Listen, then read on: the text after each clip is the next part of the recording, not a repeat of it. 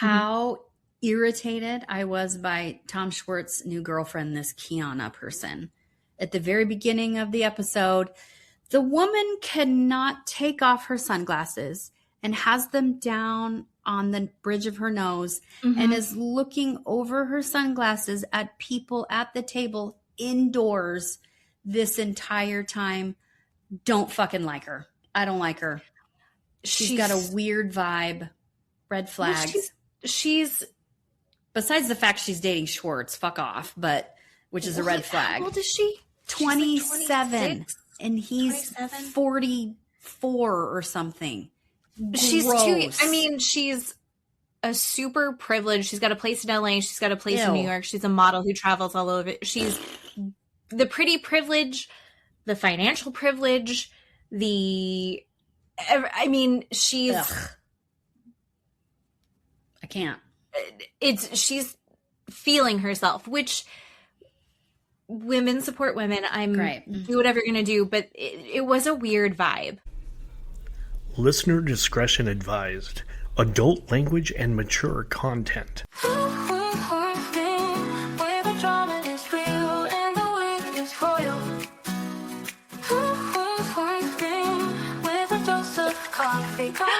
Welcome back, everybody. It is Two Beans, One Screen. I need to say something other than welcome back. At some point, I'll think of something like, hi, guys. We missed you. Just chat GBT intro or something. Oh, I'm done. I'm so mad at AI. Okay. Aren't we all? So I was just telling Keeley that I just started my period. I'm on day 1 and I wasn't expecting it, so I'm in a really bad mood. Sorry. And I am happy all of this is on camera. This is fucking wonderful. Keeley is feeling light and bright and just like you're glowing. My light's washing me out. I'm bloated. I'm pretty sure I'm wearing the same thing I wore last week. Didn't curl my hair. You look beautiful. Stop it. I can see your boobs and everything. Well, I can't hide them because they're too big right now. It's lovely. I'm having a hard time. And we have a lot of stuff to talk about. And I'm going to be honest, the bright shining point for me is Boat Show. I love Boat Show and Rhode Island. Rhode Island. But I also kind of feel like some of these shows are just becoming such downers that it's like Keeley and I both had a lot of metaphysical, spiritual stuff happening last week. I had a sound bath and Reiki from my stepmom who's a practitioner and she's awesome, and it was the first time I've ever done that, and it was good. It was very good. It was super good. Yes. Very positive, but also I did feel like I was being hypnotized where like kind of the lines between like where my mind and body connect were all wiggly. Yeah. And then you had a really amazing tarot reading. Yes. Fun fact, Keeley keeps getting accidentally read her tarot. I mean, she's going in and asking them to do it. And then after she asks them for it, they're like, P.S. I'm blind. Yes. All of your tarot readers are blind, even though it's random situations. That's very true. But I feel it makes me feel more connected to the reading, I guess, because it's all feeling energies and not necessarily this last one, she literally couldn't see the cards, and I'm reading the cards to her and she's telling me based on what she can feel, what the card means for me specifically. And, I appreciate that. Maybe more than if someone who had the ability of sight, right? And they're staring at me. I don't know. It was really great. Ooh, looping it back. I actually read a really interesting article about how palm readers and AI are very similar in that they're not like able to conjure things. They're just reflecting yourself back at you. Yeah. Which I thought was an interesting concept. I don't remember where that article was. Might have been the Washington Post. Doesn't matter. So let's talk about, what was the point of that? I don't know. Maybe just our week. We had a good week. Just our week? Our good week? I don't know. Yeah. Oh, the energies. We're like, energy Right. is flowing, like everything is energy. And I feel like we're going to end on the reunion of the Real Housewives. We're also going to chat about the Valley. And I feel like, am I inviting negative energy into my life by watching these shows? At least the Valley, I feel very dark. Yeah. Watching it and afterwards, like I feel like I need to cleanse myself and watch a Disney movie or something, some cartoon. Oh, that's a good idea. Or go outside and breathe the air and touch the grass and try and recenter myself because it's just so awful. The Valley is awful. It's awful. I have been doing a thing where, like, when I'm getting, it's like I need to go touch grass, I literally go outside, and I've gotten rid of the grass in my front yard, and I have sunshine mimosa, and right now it's all going to seed, so I'm trying to pick out all the seeds so I look like an insane person, because I'm just like feeling through the grass and grabbing all the little seeds so I can try and sprout them in my atrium to then, like, I don't know, maybe I'll give them as gifts, or I'll plant them in some of the emptier parts of my lawn. I'm literally doing that though. And one of the reasons I've had to touch grass, I need to circle back to last week when I told you about Tyler Catastrophe. Yes. Did you watch that video that I sent you? I with did, him? and I can't. I can't do it anymore, but I did watch it. I get sucked in. I can't get sucked in. That is unsettling, upsetting, unnerving. I can't think of a lot of you words. I don't know. It's this thing where you're going, is this a mental illness? Correct. Or is this like a facade? Yes. But it seems like, are they delusional? Right. Or are they just an asshole? Like, are you just being a dick? Are you just a conceited dick? Yeah, that's I beyond don't know. confidence. That's we've jumped overboard into something else. Yeah. And my energy doesn't appreciate it. See, I watch it makes and my energy upset. I go, was I doing that? Do I do this? I hope I don't do this. You don't do that. I do it with a sense of humor behind it.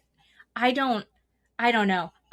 It fascinates me. But also, as you can tell, I did not get off of social media. What I have done is I have put 30-minute time limits in the settings of all of them. Perfect.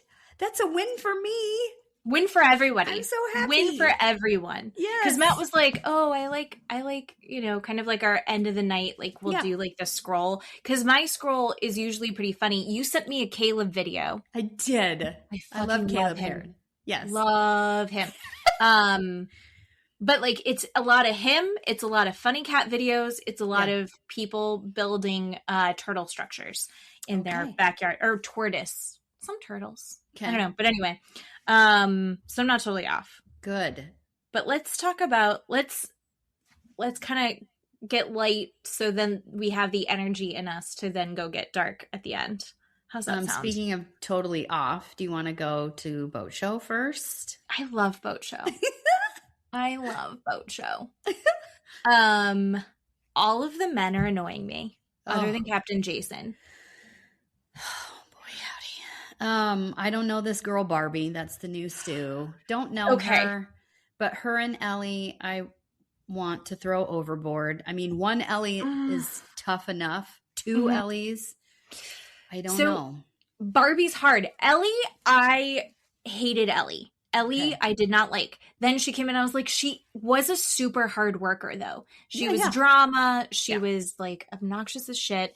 And she was always like in a Playboy bunny outfit for some reason. But I was like, oh, maybe she's going to come in and be like a really hard worker, and that's going to be her focus, and it's going to win me over. That has not happened. She is doing the exact same thing. There's no personal growth. If anything, she's sliding backwards into this weird joie obsession that is uncomfortable. And she's like, some of the stuff she has said is true, but she's also taking it and putting into a context that makes it no longer the same thing. Like what Yeah. she's saying about, oh, they were talking about Alicia and they're trying, and you're like, she's just stirring shit or making, and she's like, yeah, it looks like Jenna and Joao were cuddling. And it was like, yeah, it wasn't. they weren't. We weren't. We saw that as viewers. Mhm. They weren't. They weren't. She's trying to cause drama, and that's obnoxious. Barbie did, on her season, she was with, I want to say it right, Fraser. Not Okay, Fraser. yes. Fraser, right? Yes. Okay, so That's Fraser, a man, right? mhm, Oh, he yes. was a chief stew, and I really like him, but I do think he's a newer chief stew that's run into issues. One of the issues was Barbie. Barbie works her fucking ass off, but she does get like a little bit testy. I think Fraser was unfair to her. Okay. I think that their working styles are too different. Okay. I also think they're maybe a little bit too similar. It was a real bummer that she left when she did. And I felt like they were being unfair to her. But also she is that energy. She's a boss bitch, but she's also going to come in, and if you stick her in laundry the whole time, she's just going to do it. And she's going to get her work done, and it's going to get done really, really well. And I really respect that about her. And we saw her out and about with everybody, and I think she has that energy like Alicia, where she's like, let's just have a good time. And she'll end up the center of everything. Yes. But unlike Alicia, I think she's slightly more mature. Oh, God. Because she's not going to get jealous and pissy when the attention isn't on her. Like Alicia would be like texting Eddie and being like, which everyone gets jealous and texts Eddie. Why is that a thing? Come on, ladies. He's got love Eddie annoying me with all of his big feelings about these non-relationships that he hasn't had, that he's made up in his mind. Yeah. But like, he's got a weird head. I don't like his haircut. I don't like his mustache. Yeah. If he didn't have this accent, they wouldn't find him as attractive. Yeah, I agree. I think he's a good person. I think he has some maturing to do. But why are we putting him on this pedestal? Yeah. Just to knock him down immediately and being like, oh yeah, like the accent is, and the muscles are kind of covering up, and the puppy dog, it's the golden retriever energy, covers up like the other stuff. Anyway, so I like Barbie. I think that Barbie saying that she's going in with the intention of like getting along with her chief stew. Mm-hmm. I really hope that she can like not fall under Ellie's influence too much, but I don't know that if she can. And I can't blame her for that either. Daisy's a queen. I love Daisy. The shrimp fight. Yes. That exploded. Where she took the shrimp out of Daisy's hands as Daisy was trying to put them on the shrimp cocktail. Yeah. Where was the cocktail sauce? And I don't want to stick up for Ellie, but I didn't see it as Daisy expressed it, that she just ripped it out of her hands, and I didn't see that. She did. I did. That's exactly how I interpreted it. Oh, okay. I didn't. But I'm also. I didn't interpret it like that. However, it's hard not to with Ellie. Correct. If it was somebody else, maybe Daisy wouldn't have felt like that. Yeah. Do you see what I mean? Like, 100%. The person affects how you see the situation. Mm-hmm. And I'm not saying that Daisy was necessarily wrong. That's what she felt, and that's okay to have that feeling. But I didn't see it that way, and I've watched it a couple of times. So I didn't like it. And then when Ellie was like, I need you to go talk to her, to Ben. And then Ben was like, so what's going on? Like, explain to me what's going on here. And Daisy was pissed off about it, and he's like, okay. And then he comes back, and Ellie's like, so did you have a conversation with her? Did you talk to her about this? And I was like, excuse me? Yeah. I don't know. I didn't like that. It's like she's trying to establish herself above, and this isn't the first time that she's done that. And last season, I think she might have been a chief stew or a second stew, and there was somebody underneath her, and she like hammered that into them that she was above them and she outragged them and they couldn't talk to her like that. And it was like a whole fucking thing. Yeah. So I'm not a fan of Ellie. I'm hoping Barbie is like can rise above because I really liked Barbie. Okay. So we'll see. Jenna is falling apart. I hate to laugh, but she's falling apart. Sitting there at the table on their little night off, just, oh God, yeah. Glaring at Barbie and staring at them and having resting bitch face at her. I just, holy moly. She is young too, though, right? Yeah. Isn't Jenna young? So her immaturity is coming out. So hard. So badly. Hard. Yeah. Yeah. Why did she text Eddie while getting what she wanted from Ben after breaking up with Eddie? Right. Not even breaking up. Just putting the brakes on everything with Eddie and then being like, she needs a lot of attention. She's feeling very insecure. Yes. And she's going to look, there's so many lessons she's going to learn. She's going to look back at this and go, why did I do that? Yes. Why was I? Yes. Oh. She's not the worst that we've seen on this show. I'm still Team Jenna. I still like her. I feel her struggle, right? I didn't like that she texted Eddie. But also in the preview for next week, she gets back in bed with Ben. Like, what? Well, what are we Ben, doing? I wish she wasn't so into Ben. Ben's such a creep. Sorry. I know. And then he's like, we're just going to be friends. And then she gets all upset about that. Which I guess he has a right to do, but also it seems like, I don't know. The drama of this 40-something-year-old man. Yeah, for sure. Is so irritating to me. Yeah. He's going down. He's like, to match them. Yeah. He should have learned all these lessons by now. Yeah. No, I get that. I get it. So, also another queen. I love Batul. Oh my God, Batul. She's amazing. I love her so much. Everything that she does, she's one of those people that you're like, I just want everything good for you. Yeah. And I also appreciate that she isn't involved in any of this. She is wearing one of those cones that you put on a dog or a cat after going to the vet. Like she's in her own world. Like the horse with the blinders. Yeah. Like she's meow, meow, meow. Yes. Meow, meow, meow. I just... Yes. And she did so good. She was like, am I better than everyone? And I was like, yes, you are. You're so good. I think in everybody, she's just so genuine. And she, in a previous episode, had talked about, she from Turkey? I remember. But she was talking about how, like, the society that she grew up in was very repressed. Oh, yes. Yeah. And a lot of patriarchy and like the tolerance for like homosexuality and things like that. And she's like, no, I've educated myself and now I can see that and I've learned all of this. And it's like, see, anybody can learn these things. Anybody can grow. And even when like you've been completely deeply immersed in this totally different structure, I love that she's like pursuing happiness and I want everything good for her. I love Batul. I do too. And I love the family that they had on the boat. That was a good charter. I love that.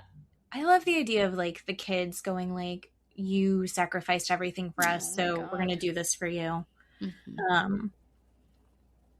I don't think that my kids are going to do that for me. I'm not sacrificing enough. Oh my God. And I don't feel like it. So no chartered boat in my future is what we're at. Well, but anyway, okay. You want to do Real Housewives of Rhode Island? Yeah. Speaking of chartered boats. Boats. Ashley. Poor Ashley. Oh, Ashley.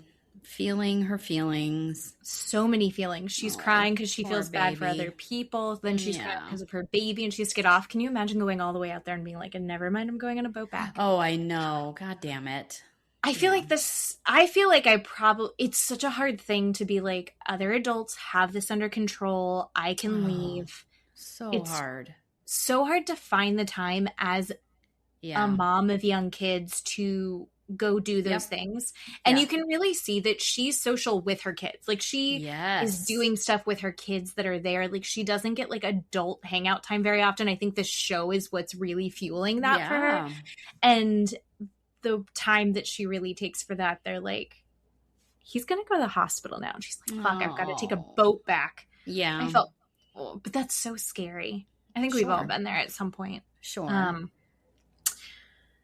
But yeah, the Ashley Rosie thing. Oh, Kelsey and Rosie. Kelsey and Rosalie thing. I think they're very similar. Yes. And I don't remember, someone said it, they just both have what the other one wants, kind of. I can see that. Like, Kelsey's like, I don't really want to have kids. I just kind of want to go be free and do fun things, but I love you and we'll get married and like we'll see. Yeah. And then like if their lives had been swapped, they'd both be like perfectly happy and probably best friends. Well, they were doing so good with the water slide and making the butlers take off of their clothes and oh my god. Yeah. They were having a good time, I thought, together. And they can, but they get in their own heads, right? It gets in the way. I don't know if it's trying to make the group feel one way or another, right? Pick me over her. I don't get it, but I guess it's going to be explosive next episode or something. I don't know. For whatever confused. reason, I'm so confused. We're all confused. I still think that Kelsey's comment going back an episode at the dinner where she was like, this is the first time I've heard you actually say backhanded. That was shitty. I don't know why we're pretending that it not right, but I don't know why they're pretending that it wasn't. But then we also, it seemed like she genuinely was like, hey, let's get along. And Rosie every time is so quick to forgive. Oh God, yeah. And go, yeah, I want to have a good time. Yeah, let's do it. Like, let's move forward. And she does, like, immediately drops it and goes, in good faith, let's do this. And then they had so much fun with the butlers. And Liz being like, I am not here to flirt with a 22-year-old butler. I'm going to go lay down and watch TikTok. Yep. And I 100% got Liz in that moment. I see you. It's like, why are we flirting with them? Why is this the thing that we're doing? Kelsey can, but like, I get that. Kelsey doesn't have a plan with those guys either. It was a lot of energy in a weird direction for me. What did you think about the walk that Alicia did with Joellen? Oh, I loved it. Oh my gosh. In tears. Just, I had forgotten. We didn't talk about it last week, but I had forgotten about Joellen talking about her mother and the things she's gone through growing up. Oh my God. Right? If you don't like Joellen, you should like her. If you liked her before, you're just going to die on a hill for her. Her talking about her struggle and her mother committing her to these mental institutions multiple times. And I'm sorry, but her mother is a shitty person. I'm so sorry. Terrible person. Well, that and was for like... Joellen to have her mother in her life around her children, she needs some sort of award or trophy or something. Like, that is hard shit to get over. Get over and let this person be around your children. My God, I love her. I don't know how she's there. I don't think she really is. I think that we are going to see more about it later on. I'm very confused at that, especially when those places that she sent her daughter, those are like, Paris Hilton has talked about those. Yes. Because she got sent to those. Kids died in those camps. Yep. Like, yes. These places were fucked up. And it's like the kids that really did need that help. There were a lot of kids that were sent there that just had parents that didn't know what to do and kind of checked out because they could throw money at a problem. Yes. And then there were also a lot of kids that needed genuine help, and they were not getting any help in those situations. No, they would lose patients, lose them, and find them dead somewhere in another corridor at the other end of the hospital, and nobody said boo. Like, unbelievable. Unbelievable. Oh, so awful. Wow. And then the only thing that I love Jo Ellen. I think we're both on the same page. I think she's beautiful. I think she's incredible. I 100% back her on fighting Brian for everything he has. Yeah. She's like, I'm not coming after you, Rula. Brian. Because Brian's the one that deserves it. Yeah. And I think she has every right to do that. Yeah. And then I think Alicia was talking about kind of what it was like when her dad abandoned the family and how awful that was and how scary and hard that was. And then why maybe why she won't get married. Yes. No, I think you're right. I totally understood that. I understand that now. Yes. It makes a lot of sense. Like I don't think it's about the prenup. I think a lot of this has to deal with that family structure. Yes. But also like there's so many layers of like why she's in the position that she's in. And you're like, just because it's so easy when you watch these to go like, oh my God, leave him. Or you need to just go do this. Or the answer is XYZ. Like we said the same thing about Rula. Like you can't just tell her to leave her husband. We don't know why she's staying and we have to just respect. You can go like, here's information, and like if you don't, we support you, whatever you decide. And then you really have to be supportive in there and accessible because we don't know. You never have the full story. Yeah. And my heart broke for her. I watched the after show and they were talking about where Liz was like, you were never homeless. Oh, I know. And then Alicia, God bless her, very much said something that it felt a little bit like, God, what was her name? Was it Taylor? Where she was like, from Beverly Hills. From Beverly Hills, when she was like, when can we go on my plane? And I was like, baby, there is no plane. And she was like, my playroom was gone. I get it was all very traumatic, but I also a little bit get Liz. And Liz is like, yeah, no, I still feel that way. She's like, I should have said it nicer, but no, you can't say you were basically homeless. You were never homeless. Yeah. It's also kind of semantics. Like her whole world and stability fell apart. So but also I'm gonna say something, don't get mad. Me? But I think that's another reason why Alicia likes dolls so much. Because that makes sense. Feels so comfortable in that little kid, and she maybe she never got a lot of that. And that's why she's, fixated, and her passion is dolls, and she loves them and how it makes her feel, right? The dolls make her feel a certain way. And I think that probably goes back to her childhood too, being unstable and not having that regular, maybe she didn't get that all the time when she was a kid. Sure. And now this is her opportunity. She has the means and the time to do that, and she is doing that. That's what I pick up on a little bit. Oh, 100%. Okay, good. Yeah. That wasn't mean to say, was it? No, I don't think that's mean at all. Phew. No, I think I love Alicia too. I think the doll thing is weird. But also it's like, do whatever you want. I was listening to another podcast, actually. Do you ever listen to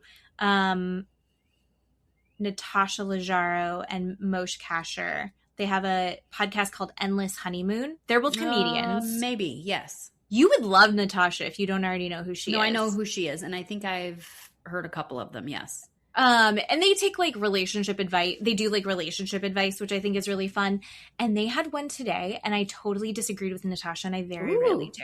But the question was about a couple, I think they were both 28. And the girlfriend The boyfriend's like, is this something that's like a red flag? Should I bring it up? Should I feel weird about it? And the girlfriend sleeps with like a security blanket. Okay. It's not the same one that she had since she was little, but she'll sleep with them and then replace them. But she's always sleeps with a security blanket. Okay. And Natasha was like, get out. That's weird. She needs therapy. Oh. And my feeling was, I disagree. I was like, who gives a shit? I disagree. Is it like stinky? Then have a problem, but she's replacing them. Right? I have to have a blanket on me when I sit on the couch at all times. It can be 150 degrees. I have to have a blanket. When we go to the movies, I have to have a blanket. I have to have something on my lap when I do that. And then my husband has to have a pillow on his lap. And I have to have a third or fourth pillow in bed to hold. Like, I don't have a specific pillow, but I have a pillow that is a hold pillow. Like, is that stuff weird? I don't think so. Like, I didn't think it was that way. Some people, yeah. I mean, I don't think that's a common thing. I don't think at 28 having a security blanket still is normal, but I also think it's harmless. No, agree.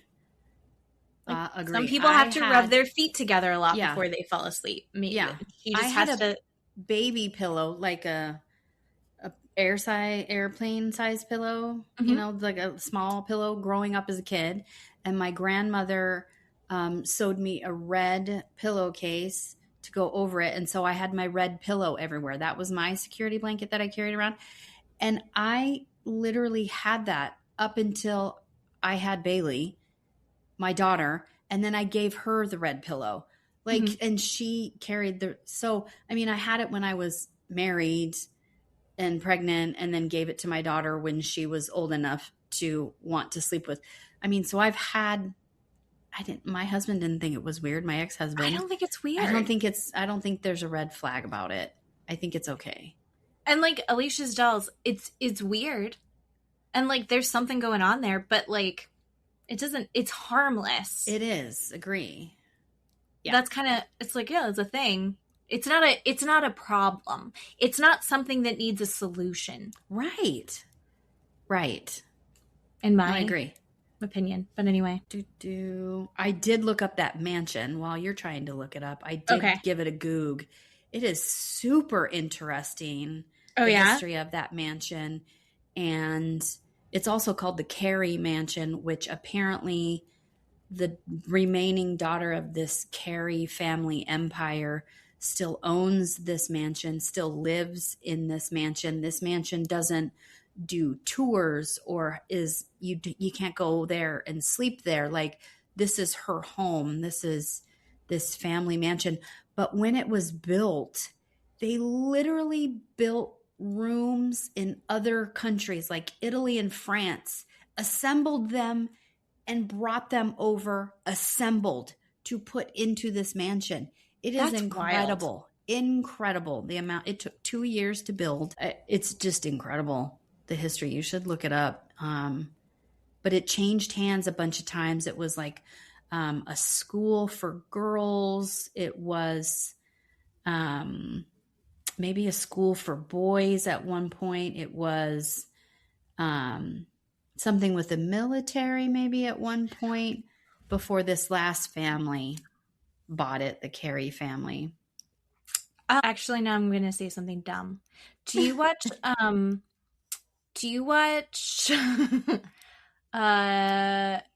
show The Gilded Age? Yes, I love that show. Is that the new port that they go to? Yes. That makes sense now. Yes. That makes sense.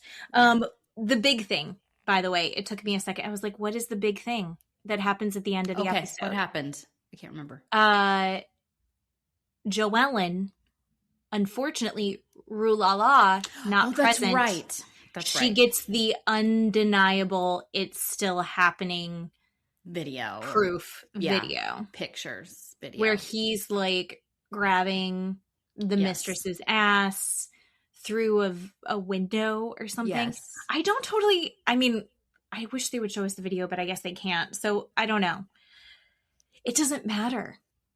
Other than like, I get Joellen has every right to like not clear her name, but like defend her character and all defend of the fact that she said he's cheating on you. Defend that fact. Yeah. And I think Rula knows he's cheating on her, but Rula has decided to stay, and that is her choice. It's her marriage. It's her life. Yeah. But I think the whole point is Joellen defending, I told you he's cheating, and you didn't, I said, no, he hasn't been for a while, or something along those lines. She was like, it's over. And they're already saying like, well, maybe she's going to say that they're like breaking up, but it's going to be, we'll see what happens in the next episode. But I think Joellen has a good heart, and it's like she said, I'm being a girl's girl. Like if I knew something, that is my character to go to you and go, hey, this is what's happening.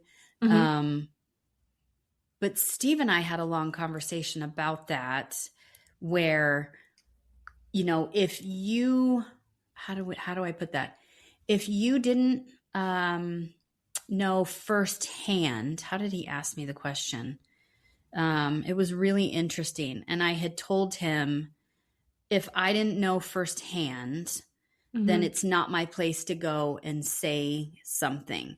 But if I know, say the video was sent to me, or I was in the room, right? Like firsthand or I saw knowledge, it. Right. Then I would say something, but I'm not going to say anything if I've had a third or fourth or fifth party come and tell me.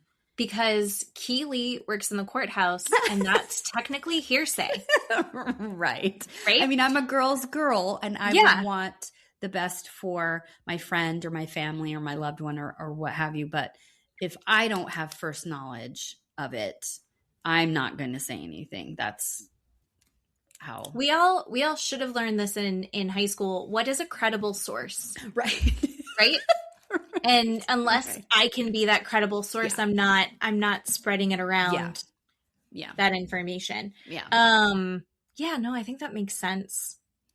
I had a point. Oh, Matt and I were talking about it. As we're watching this show, it does bleed into like the rest of your life.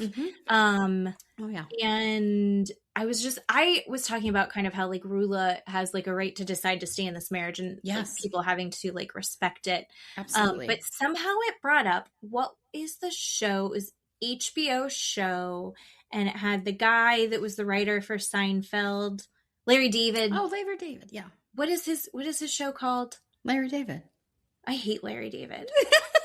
I don't like it. And Matt like loves it. We love it over here. Yeah. One episode that he had where his friend is at dinner with a bunch of people and his wife. And he's like, you know what? If you and I ever get divorced,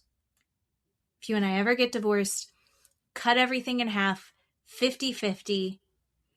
Let's end it as friends. Like I wish you well. I want you to go be happy. Okay. And she goes, the fuck? If you ever try to divorce me, I will ruin your life. I will take everything that you have. I will make sure that you never have a moment's rest. We'll be friends? Fuck off. No, if you're divorcing me, we are enemies, and I'm going to burn everything down. And I was like, and that is what will happen. And like, maybe there's a reason to not get divorced. Matt's like, oh, we know, I know that. And that's not why we're together. No, so I was going to say. But it's a reason we're not breaking up. I am a difficult ex-girlfriend. I think. Wow. Probably. I don't know. Probably. I would think so. Marriages aside, when you've been a girlfriend, are you a difficult ex-girlfriend, or are you like once it's over, I just never speak to you again? I just never speak to you again. I draw it out. I make everyone be friends. I make you hang out with me. Can't. No. I'm texting you like Jenna. I'm awful. Awful. Amazing. Okay. Let's talk about the Valley. The dark. My tummy hurts. You just said it and my stomach instantly started to hurt. None of it These makes bitches sense. all go to San Diego, and we have to watch garbage in San Diego. Garbage on the train, garbage in San Diego. And again, none of the show makes sense. None of these people would be making this effort to hang out in the ways that they're hanging out. People are traveling with their babies to go stay at a house in San Diego. Is that where they went? Yeah. Yes. Sorry, Michelle. Who cares? Who cares? San Diego's fine if you're going to the zoo with your kids, but like that's not what they're doing. They're going to go drink. They're going to go party with their tiny babies, and they get this giant Airbnb that they're all staying together at, and it's like they're fighting over rooms, which makes zero sense. They have different like homes on this property. They're different places, physical place, like Beverly Hills does, right? Yeah, you're Jasmine and Melissa. You're in that cabin, little cabin. Yeah, so smart. Yeah, and then I think they have like a baby house. There's and then the baby they have cabin. Everybody who doesn't have kids with them. And Jesse and Lala are having a cow over the biggest room. I mean, what? Why is Jesse taking the biggest room? Right. Is he paying them? When he was the one that was organizing and set it all up, great. But like, of course, Michelle and Lala should get the biggest room. One, it's kind of like they're going to go explore. Why the fuck is Jesse there? Why is Jesse there? For none of these adults would be all traveling together to go do this. Yeah. Maybe in smaller groups, but like it doesn't make sense that they're all going to be socializing together. It also doesn't make sense that Michelle and Jesse are doing this together. Nobody is good enough friends to have that kind of crossover. It doesn't make sense to me. It just doesn't make sense. And Lacy is the smartest one and not getting on that fucking train, just driving herself, right? She's not going to get in the middle of that shit. I mean, why are they on a goddamn train? They can't afford to fly there and or drive there? Why this stupid commuter train? It's weird. I have a theory. And I haven't heard anyone talk about this. Okay. This is something that no one else has talked about this. The current head of transportation, like the Secretary of Transportation, used to be Pete Buttigieg. Okay. Love him. Oh, that's right.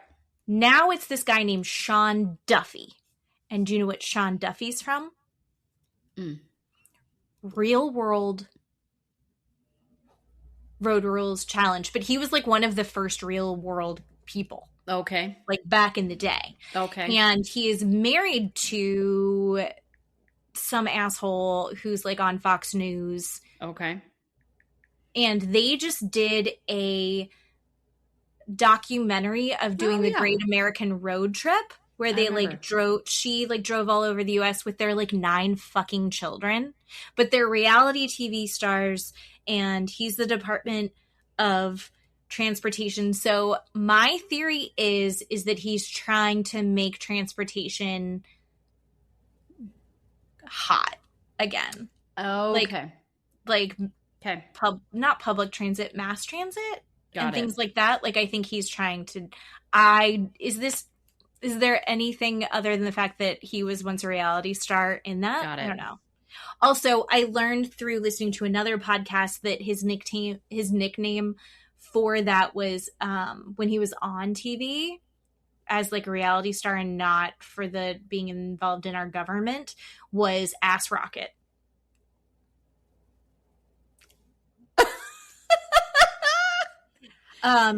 Rocket. Okay. Yeah. So I think that's why that's why they took the train. Well, that's my conspiracy theory. I love every second of that, what you just told me. You're welcome. That's amazing. So glad I brought up the train. Yeah, the train. Oh, the train. Okay, so the train, I thought it would be nicer. True. Yeah.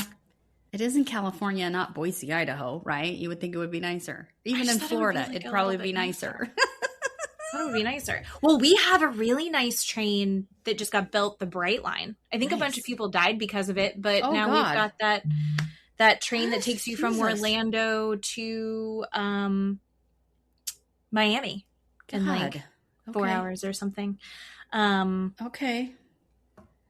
I mean, on the train, do you want to talk about the just shit show that was. So I'm not covering new ground here, but many people have said that nothing has, like, Danny is a hyper villain now because he's no longer in Jax's shadow. And all we're doing is seeing how truly awful he is. Okay. So he is so watching. Are you saying that he was he probably terrible? I think always he probably been terrible, but we never got to see it?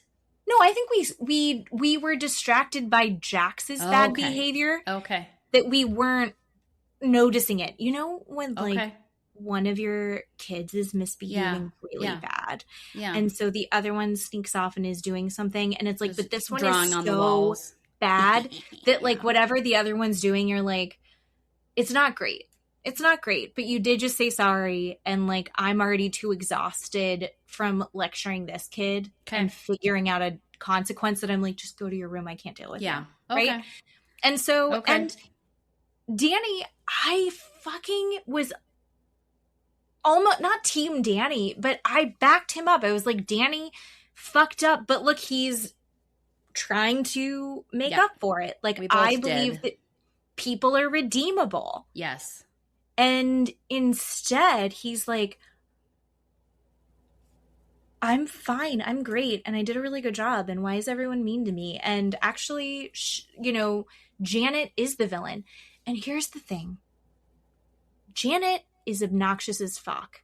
Yep. But she's also, and she's going about things the wrong way. She's fighting the fights that she doesn't need to make herself the queen of and lead the charge in. But she's not wrong. She's being Janet. She's annoying. Right. She's annoying. She's being Janet. Where Danny, there's a difference. There's a huge difference. There's like such an intense like shittiness to him.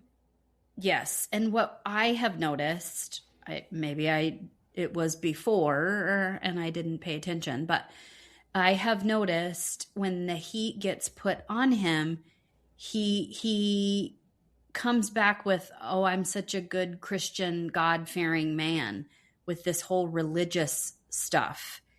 And it bothers me a lot. Like, please go be Christian, love God, love Jesus, go to church, do your thing. I don't care. It doesn't bother me. But he uses that as this weird shield to stand behind. Yeah. And I don't like it. I'm not trusting what I'm hearing and what I'm watching. And he is giving a lot of creed to the fact that you are a bad person. So he watches Nia struggle with the baby. And she's like, I want to eat this sandwich, so I'm going to give you the baby. And he's like, I'm going to go get a coffee. I'm going to get a coffee. He doesn't say, I'm going to go get a coffee. He looks at her and goes, I'm going to get a coffee. Like, why couldn't he take the baby when you go get the coffee? You can hold a baby and get a coffee. The baby attached to her, like in a sling, attached to her chest. She's trying to eat a sandwich. And it's bouncy and all over the place on this train. She can't possibly sit still and have a couple of bites to eat because God only knows the last time she had something to eat. Mm-hmm. And he won't take the baby? No. And bites her head off at the same time? Like what an asshole she is to ask him to do that? Yeah. What am I watching? And then in the same breath, he turns around and is like, why can't we have another kid? We need 5. What? No, sir. Mm-mm. No. And they get there and they brought this nanny or this friend, this babysitters, right? So they can go out and have fun. And he weaponizes and uses the nanny against Nia at the same time. I can see there was frustration there that I almost, if he hadn't been an asshole the entire time, I can be like, I get that moment of being frustrated, but he's like, she's like, put the baby down so I can eat a sandwich. Again, Nia's not allowed to eat for some reason. Apparently, yes. And I think all of us remember how hard it is to eat when you have a child who's climbing all over you. My niece, who is so cute, is so attached to her mom. And I remember we saw them over Christmas, and she, like, I could just see her mom just like, I just want to have a plate where no one's touching me while I'm consuming food. And she's like your own plate. How many times do moms have to eat the leftover of their kids' food because there's no time for them? Yeah. Or no food left. Yeah. And you're eating the scraps like a dog. Yeah. And can we also take a step to like the frustration? Again, why this trip is so... These girls' trips happen and they're like, this would never... No one is going on this trip. Yep. This trip is even less likely because... Yeah. Can you imagine trying to deal with the schedule of 2 infants? Nope. Is fucking insane. Away from home, fucking insane. Yep. With other adults, with other people, and like timed out schedules of stuff that we're going to go do. And you're trying to make all of that mesh. But then also Nia's thinking about the amount of things that Nia is having to balance and organize and try and keep everything okay and safe.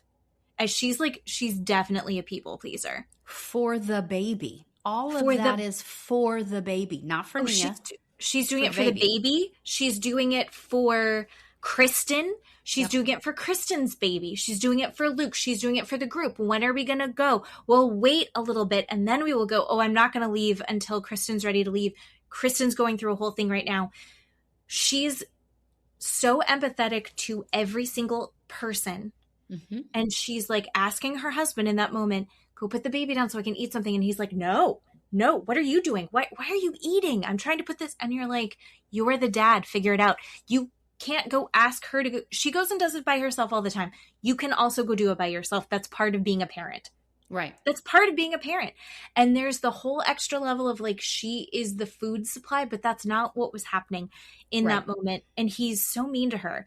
And then they get to this like theme park thing. Oh, before you talk about it, can I just say, he sits on the couch confessional and gets pissed off, gets mad and says, we bring this babysitter and you're not having the babysitter do these things. They cut to the babysitter and the babysitter is doing laundry and folding clothes and packing bags. And can I just say, the babysitter is doing the things that Nia doesn't have fucking time to do right now. That have to get done. That have to get done. Yeah. So yeah, the babysitter is actually doing something, you prick.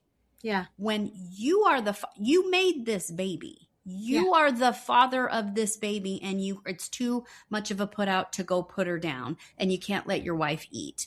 And then you scream at your wife, we have the baby, or babysitter, why isn't she doing that? Infuriated me. And then it just continued onto the amusement park. So then tell what happened at the amusement park. Well, he's just in a shit vibe, right? Yep. And I 100% think that it's because he's sober.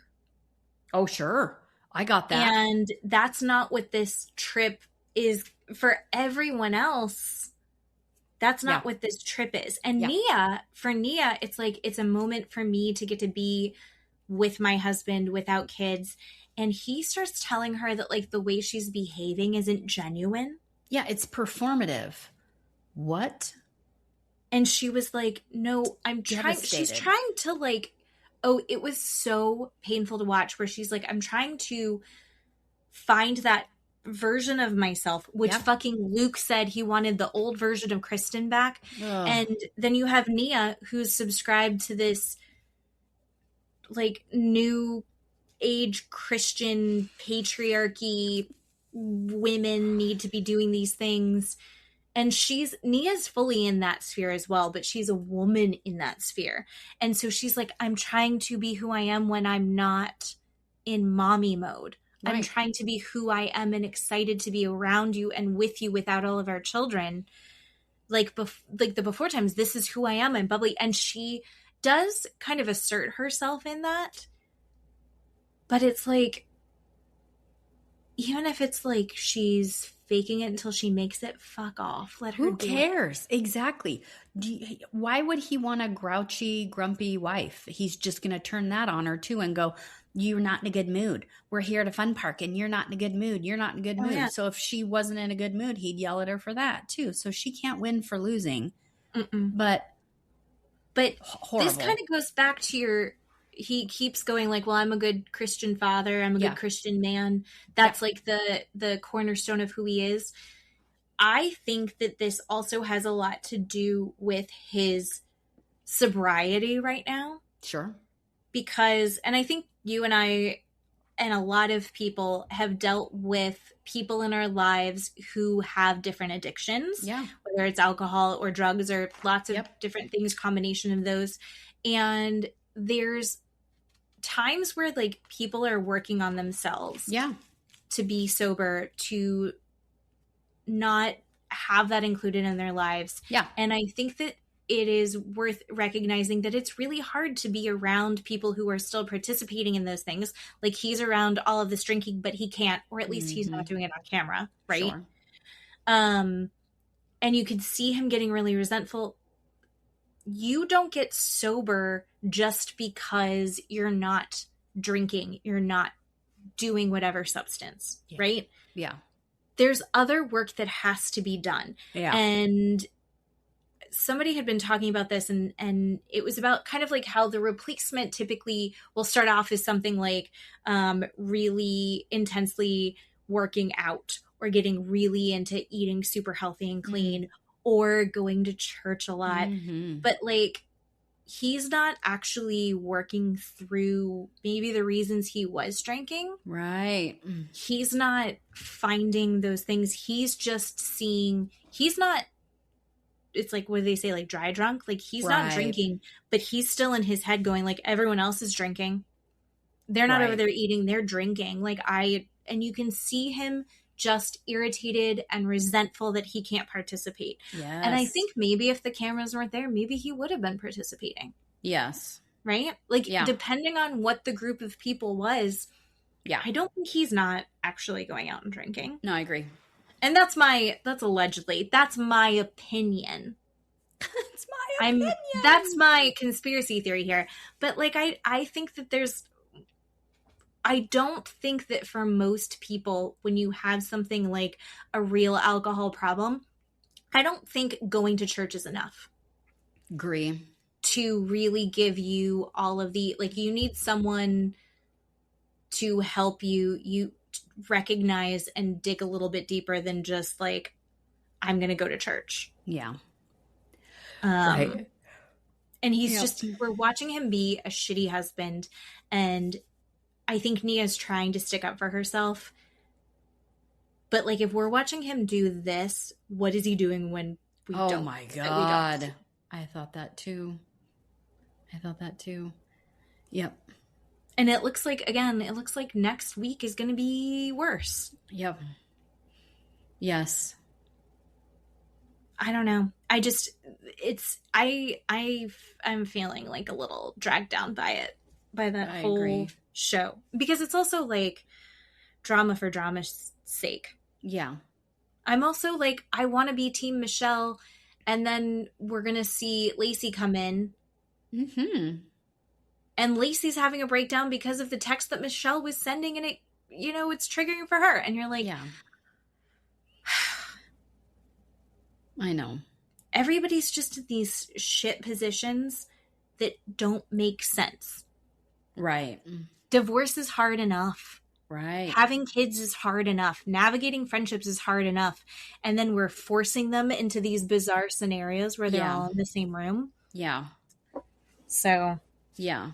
I watched a clip of Kristen Doty doing a podcast this week, and I don't remember the name of the podcast, but the clip of the podcast was the interviewer asked her, okay, Kristen, what is the worst thing that you've seen on camera, either in Vanderpump or the Valley? What's the worst that someone has acted that you think is terrible? And she said, the finale of the Valley, this year's finale. And he was like, what? Even over Vanderpump? She goes, even over Vanderpump. This is the worst thing that has happened on camera. I cannot believe it's happened. And he goes, well, can you tell me who it is? And she said no. And he said, can you tell me what they did? And she said, this person threw something. And she goes, that's all I'm going to say, but everybody is going to lose their shit when they see it. And so I'm super interested to see, I mean, clearly this isn't going to end not being dark and not being upsetting the season. So, yikes. I don't know. Boat Show has some darkness to it. Mostly it's immaturity and we're watching people make mistakes. Yeah. And we're watching Rhode Island, which has the vulnerability of these women has been incredible. Yeah. They balance it with so much fun, silliness, goodness, real friendships, and real genuine connections. I'm just not seeing that in the Valley. Oh my God, no. Nope. I mean, I do want to see what gets thrown. I mean, I'm going to watch it. We're going to watch it. But I don't know if we need a season 4. I don't know season 4. I hear you. Yep. I know. No season 4. Yeah. Can I just say really quickly before we wrap up the Valley, how irritated I was by Tom Schwartz's new girlfriend, this Kiana person. At the very beginning of the episode, the woman cannot take off her sunglasses and has them down on the bridge of her nose and is looking over her sunglasses at people at the table indoors this entire time. Don't fucking like her. I don't like her. She's got a weird vibe. Red flags. Well, she's besides the fact she's dating Schwartz, fuck off, which is a red flag. How old is she? 27. Like and he's 27? 44 or something. She's Gross. she's a super privileged. She's got a place in LA. She's got a place in New York. She's a model who travels all over. She's the pretty privilege, the financial privilege, she's. Ugh. I can't. She's feeling herself, which women support women. Do whatever you're going to do. But it was a weird vibe. And she went in, I don't know. The whole thing was weird. And then you have Schwartz that's like, he's like the puppy that you walk into your friend's house and they have a dog and they're like, he's really excited to see you. Up all over me. It jumps up and then it lays down and it just keeps showing you it keeps laying down and showing the belly and then peeing on itself. And you're like, why are you okay, I know it's, he's so happy to see you. It's like, yeah, but can you go get the paper towels? I don't. Do you know who doesn't do that? Any of my cats. Right. I couldn't. I was annoyed with that. I just want to put that out there. He's embarrassing. 2 thumbs down. Yeah. She's hot. She's crazy hot and she's clearly very confident and she's got a career that's letting it all happen for her. So like, I think there's a reason for it. It was like there was something off. And I think honestly, I got the vibe that she was coming in trying to portray herself as very confident because I think she probably didn't feel super confident. Oh my God. That's why she brought a friend. Shut up. No. That's the vibe I got. Yeah. I had some empathy for it, but I was also like, she's old enough to know how to enter a room. Yep.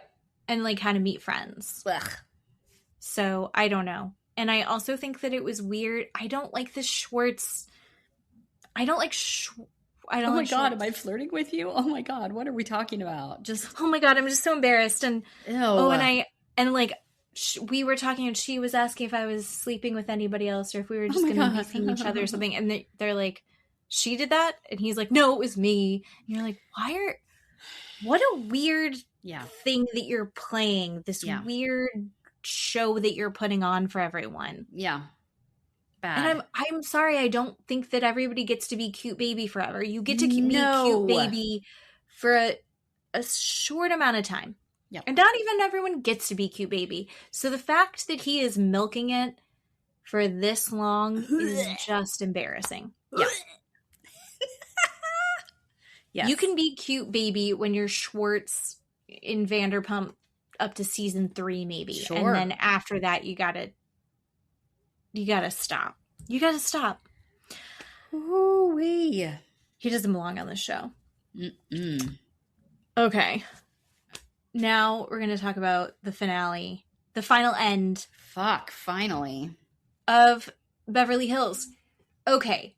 Overall, the first half of this season was great. I think. Mm-hmm.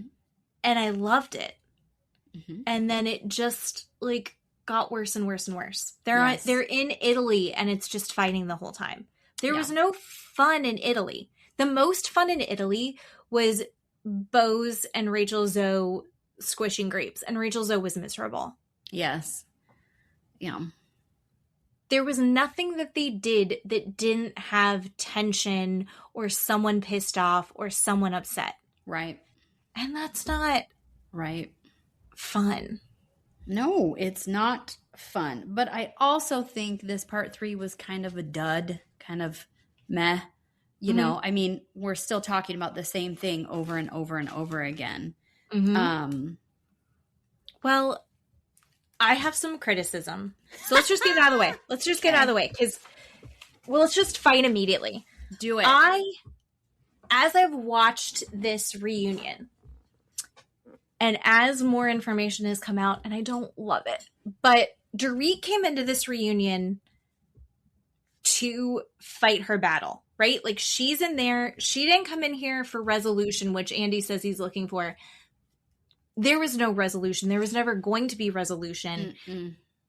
Dorit came in to make a point to kind of defend her character and to point out, like, how everyone else had, like, really crossed a line. Like, she had a battle plan. Yeah. Which is her right. Yeah.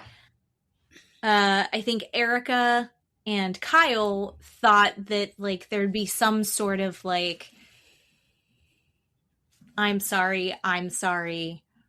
Maybe we need to take a break, but we're still friends. I think Erika and Kyle thought that Dorit would acquiesce to everything and be like, oh, you're my friends. Okay, I believe everything you said. Blah, blah, blah. And that's not. She was the exact opposite. Not. She was like, I'm going to take you bitches down. Yeah. And I'm going to explain. I'm going to make point by point every fucking thing that you did wrong. Yeah. And which is fine. You have a right to do that.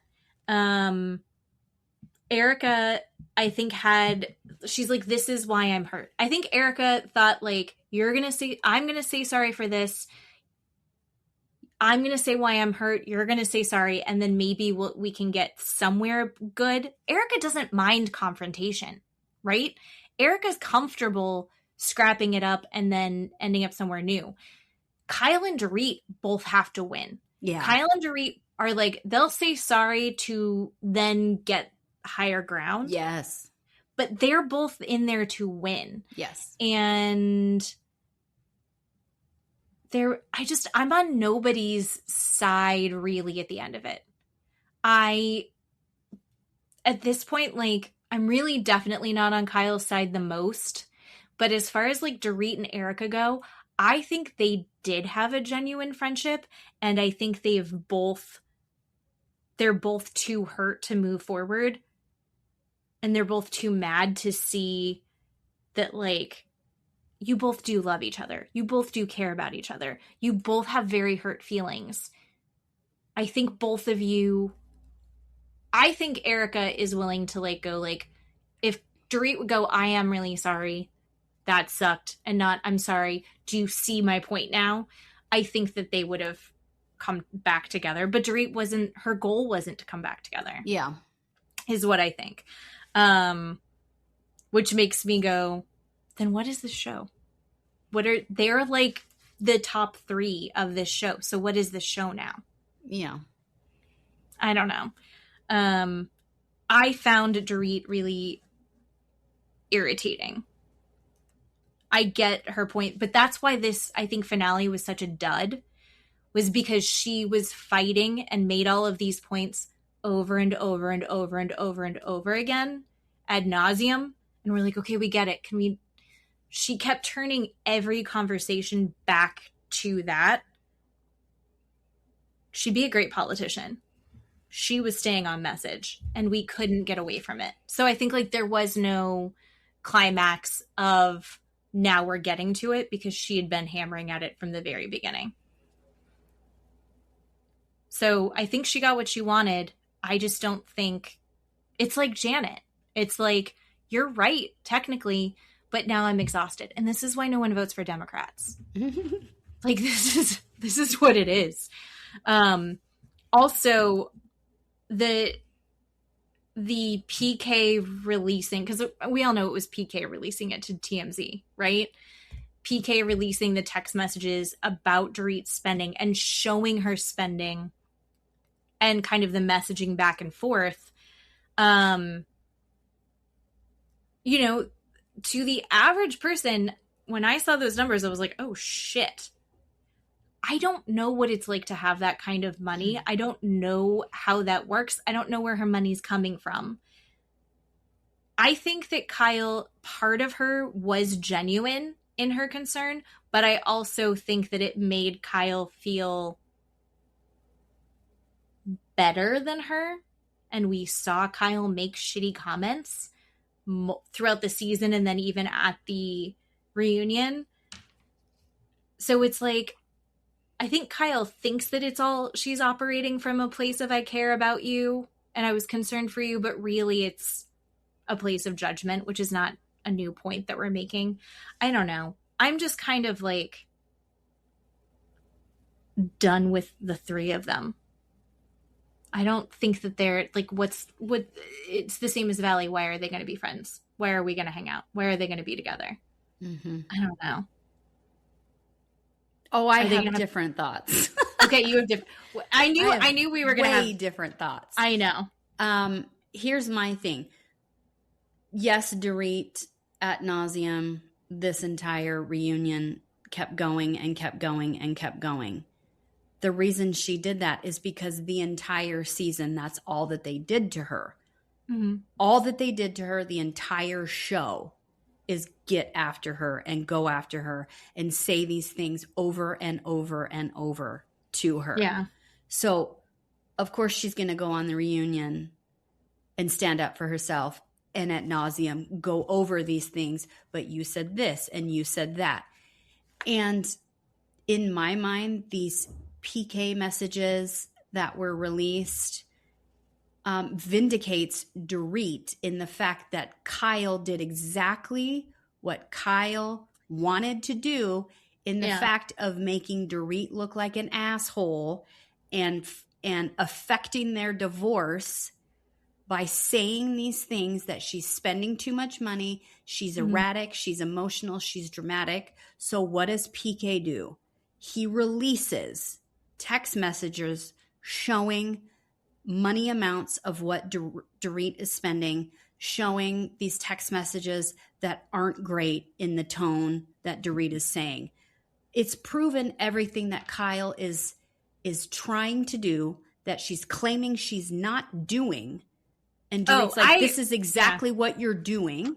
And it has proven it. PK releasing this shit has proven it. And in my mind, I am more on Dorit's side than Kyle and Erika, because now Kyle has proven her point and has ruined, come between, got in the middle, made this, she didn't have to do any of this.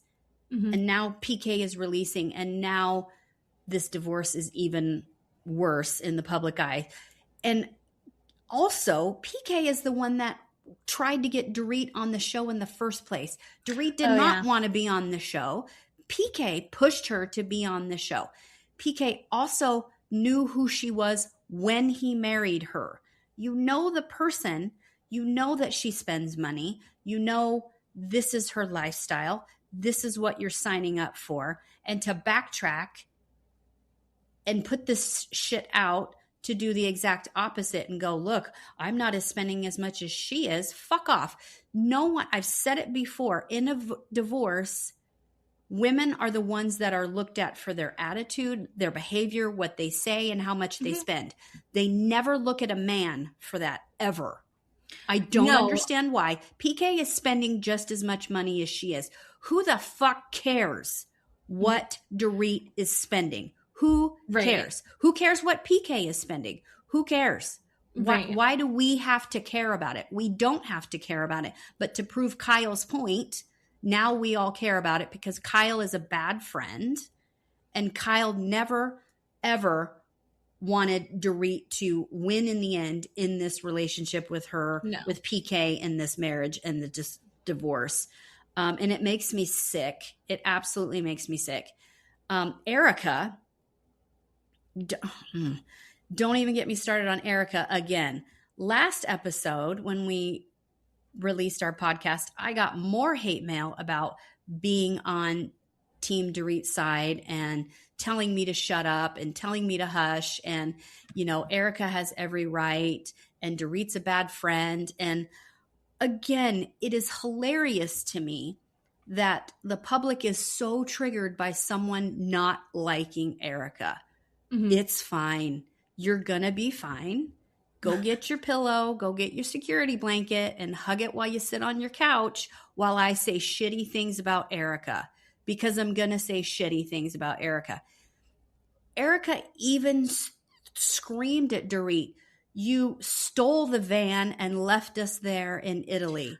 I'm so sorry, Erika. We all saw the footage that there are 2 vans. There are 2 vans there. And even Lisa Kudrow on Watch What Happens Live I saw 2 days ago looked at Andy and goes, 2 black Sprinter vans, dude. You're not going to like it. We all saw it. So this whole thing, this shady shit edit of trying to make Dorit look bad is tiring. I'm exhausted. I'm pissed off at it. And people believe Erika. Are you shitting me? Give me a break. I think that if I was in that group, I think that I would feel like, and I'm not saying I'm on Team Erika for this, but I do agree that it's like there's a certain point where it's like Dorit is very focused on what's going on with Dorit. And Dorit's always been that way. And so there's a certain point where it's like, I need a break from the Dorit show. And then I think that because Dorit has so much going on and that everyone's like, we should rally. I say everyone. Bose and Rachel Zoe are like, and even Sutton at the beginning of the season was like, we should really rally around her. And then you do see Kyle and Erika. I think Erika was on her side in the beginning, but Kyle is such a force that at the end, no one's like allowed to be, or it's like annoying, or you're exhausted by it. And I think that I've succumbed to that as well, where I'm like, okay, I think Erika's saying like, I'm going to take a break from the friendship, and that's okay because whatever version of this of you right now is too much. I need to take a break for myself. I think that there is a version of that where Erika is correct and can say like, I need to take a little break. I can't be a good friend for you right now. Like, I don't have the bandwidth. Erika does have a lot of shit on her plate.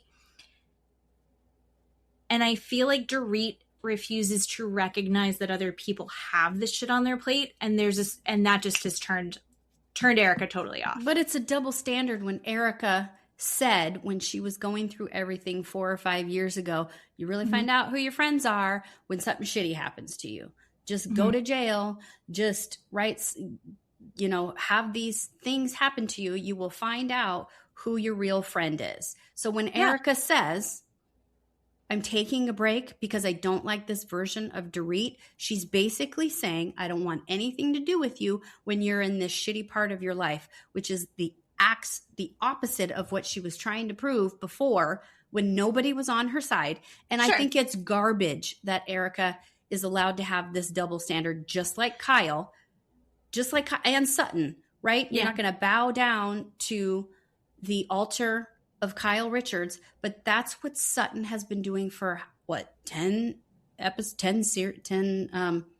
seasons or however long she's been on there, she always bows down to Kyle. She tries to get in Kyle's good graces by doing whatever she's doing. You know, you see it ebb and flow with Kyle. And right. But then she says, you know, I'm not going to do what Kyle tells me to do. Yes, you are. Yes, you are. And when Dorit brings up the fact that people are afraid that if they don't bow down to the altar of Kyle, they're going to get kicked off the show.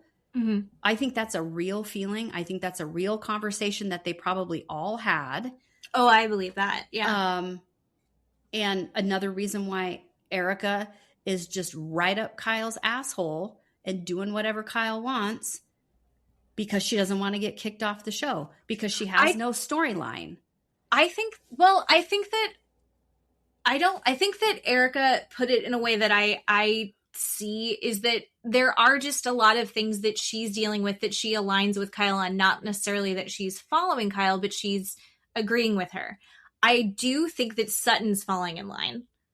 I think that there's also a part of this where Dorit is on offense right now. She's going through all of this. She's not her best version of herself, which you go, okay, as a friend, I want to support you. You're in this bad place. But she also is very reactive to everybody and everything. She doesn't feel like she went after Amanda. Like, Amanda did walk back. She's like, you didn't verbally assault me, but in that moment I did feel, or accost me, I did feel like you came on very strong. It was very confrontational. I'm not going to say like aggressive or like attacking her, but there was a confrontational vibe that Dorit has had with a lot of people this season. Like, she will very quickly argue with you. She was doing it but she also has it with everyone. It's universal. She's doing it with Bose when Bose is trying to address something with her. And she's like, when Bose was taking Kyle's side and saying, I think Kyle genuinely cares. And she's like, but does she? And the way that she was coming at Bose, if someone talked to me like that, I would be like, oh, I can't. Oh my goodness. I wouldn't be able to handle that. And when she's got this confrontational energy for everything and for everyone, even if you're trying to be on her side, people like Bose, who are newer friends, can ride that wave a little bit better, right? They have the distance for perspective. People like Erika, who have been so close for so long, it stings worse. It feels worse, I think. And is it necessarily fair? No. I think that, again, it's one of these situations where it's like, do you want to be right or do you want to get along?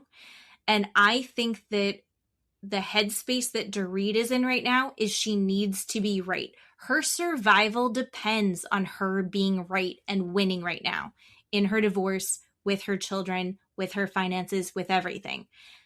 She's got to win to move forward, but she's taking that energy everywhere. And I think that as a friend could get exhausting. I totally disagree, because when you go through something like that, I have been through something like that. And Sure. if you and I are friends and you look at me and go, I can't hang out with you, I don't like the way you're talking to me, all of these things that you just laid out that Dorit is doing wrong in the middle of something that you're going through, I would look at you and go, then we're not friends.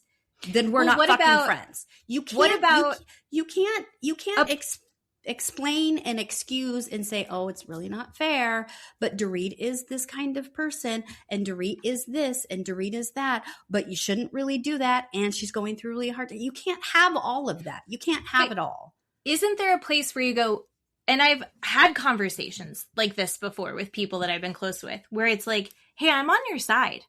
You know, like, I think that's maybe the conversation that didn't happen well enough, because Kyle is like, do you remember? And it's like, no, that's not the vibe. But they're sitting there like this. And it's like, no. I'm on your side. Like, you're coming at me and I think you're mishearing me. And I think Bose did it right. I think that's kind of like where Bose can go, hey, on your team, this is just what I'm seeing. something like, I want to be here for you. This energy is too much. Like, let's reset.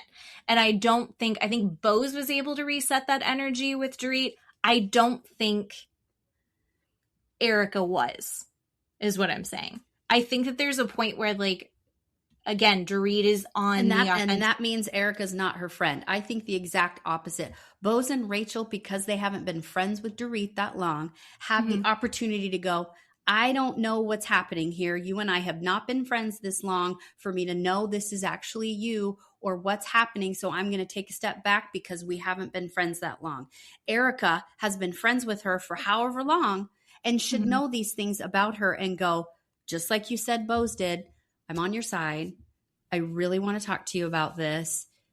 But they can't do that because they're not actual friends. Just like Erika said, you find out who your friends are when you go through a shitty time. That is so true.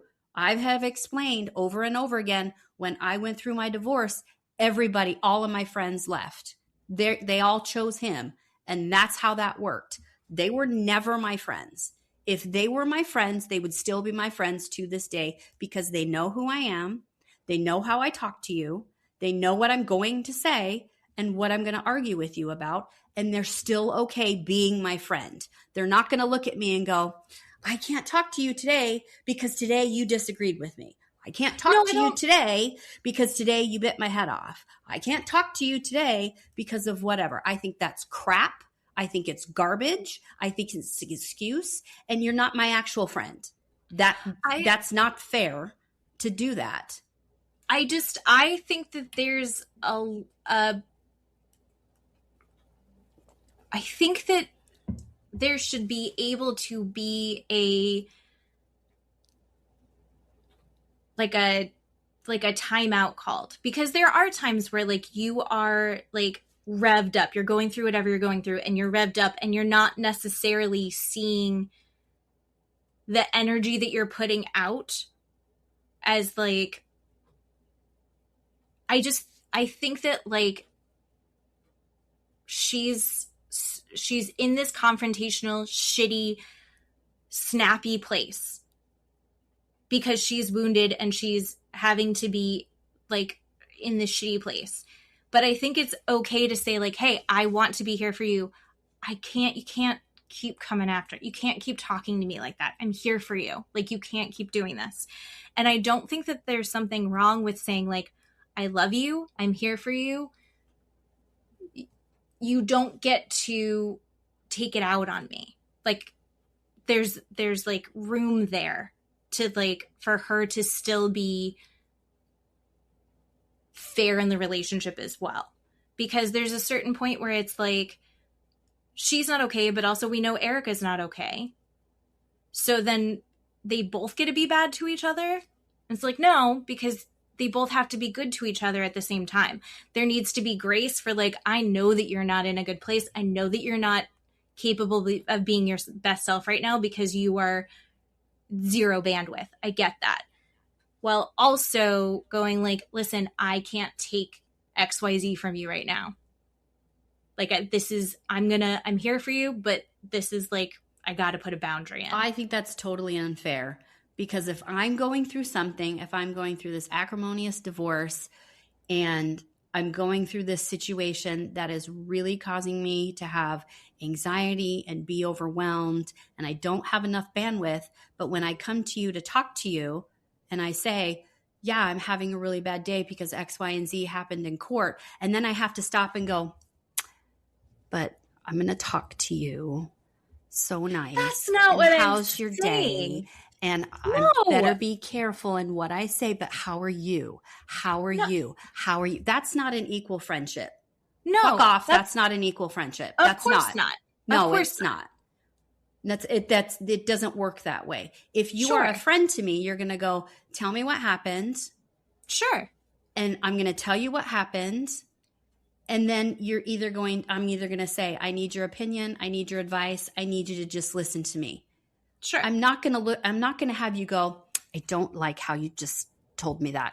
You told me that very aggressively, and you told me that you came at me, and it really hurt my feelings that you came at me. Well, I'm a direct person and I tell you what I feel and how I feel it. And I'm sorry, if you don't like it, then don't ask me that question. And I guess we can't be in a friendship. It's not fair. It's not fair for me to go, I'm going to temper my words. I'm going to, I wonder if it's okay if I say this. I probably should be worried about how I act and what my energy is. Fuck off. No. If you know I'm going through a hard time right now, sure. Either you're my friend and wanting to support me and listening to what's happening, or you're not. That's it. That's like saying, if I'm not in a good place, I can do and say whatever I want. Nope. That's not what I said at all. Then because I'm not going to go, I'm going to go shoot him in the head. I'm going to go rob that bank. I'm not going to say that shit. I'm going to tell you what's going on, because if you're a friend, you're going to ask me what's going on. How was court today? Did you go into any meetings? How were the kids at school today? You're going to ask me these things because you care about me and my day and how I'm doing. And I'm going to tell you, the kids had a really bad day at school today. Or I had a really tense meeting with my lawyer that I walked away crying because they told me things that I didn't know, and I'm upset about it. Whatever the situation is. And then you're going to look at me and go, do you want my opinion on maybe next time when you see your attorney? Do you want my opinion on what she told you? Do you want me to just let you cry for a minute or let you yell for a minute? Do you want, this is what happened to me when I had a bad day? You know, that's what a give and take friendship is. Sure. Not this mamby-pamby pussyfoot shit that you can't handle when I say something to you. That's a bunch of fucking garbage when the second ago you just said, I'm not going to bow down to the altar of so-and-so, or you find out who your friends are when you have a really bad time. You can't have it both ways. That's what I'm saying. That's what I'm saying. And they've been at her the entire season. The woman has been attacked the entire season. She has an acrimonious divorce on the outside. Her kids are going to school. They've been homeschooled this whole time. It's anxious and overwhelming for her, and she feels bad, right? That's something she has to emotionally deal with and cope with and figure out how to make her kids feel better. She should be able to go to a party and not have someone go, you spent $10,000 on that when you're going through a divorce? Fuck off and die. Jump off a bridge, please. I'm not on Team Kyle. I think Team Kyle sucks. I'm simply saying that I think that there is a time where you go like, Erika also is going through things. So when she's getting lumped in with Kyle and she's just trying to say like, I'm here for you, here's what we're seeing. And then unfortunately, Dorit comes in hot and is like, they're not going to be able to come together. I think we're kind of agreeing with each other. No, I agree that they're not going to come together. No, you're right. And I agree they should all take a break. Yeah. I just think that Erika also has some standing to be like, Erika also needs a friend. And there's a certain part where it's like, you're making me the enemy and I'm not trying to be the enemy. But then Erika, the second that you say you're the enemy, she's like, I'll be the fucking enemy, because she's ready to fight. They don't also give Dorit the time to be a friend to Erika and call her and say, I saw this on TMZ or I saw this on the Daily Mail, because anytime they have an interaction with Dorit, it's their name calling or telling her how much money she's spending or what she's doing wrong. I wouldn't call you and be like, oh, I saw this on TMZ. I'm going to be here for you as a friend, when every interaction I have with you is you're judging me and telling me I'm doing something wrong. That's not going to fucking happen. So they never gave her the choice. They never gave her the option to call Erika and go, are you okay? Is there something going on? Everything, what's happening? They never gave her that option, ever. And I think that Erika even was saying, like, she's got her own stuff. Like, she doesn't know. I don't think anyone thinks that Dorit should be checking in with Erika. right? Even Erika didn't necessarily think that Dorit needed to be checking in with her.